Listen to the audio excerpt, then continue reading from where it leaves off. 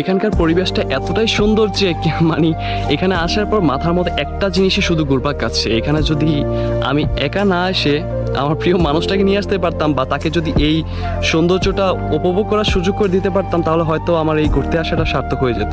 সবার উদ্দেশ্যে এতটুকুই বলবো, কখনো একা আসবেন না, তাহলে অবশ্যই মানুষটাকে মিস করবেন। যারে বিশ্বাস করেছি তারই কাছে হেরেছি, আমি জানি জীবনে কি হারাইছি। যারে বিশ্বাস করেছি তারই কাছে হেরেছি, আমি জানি জীবনে কি হারাইছি। সবার মনে ঈদের আনন্দ, আমার মাথায় টাকার টেনশন।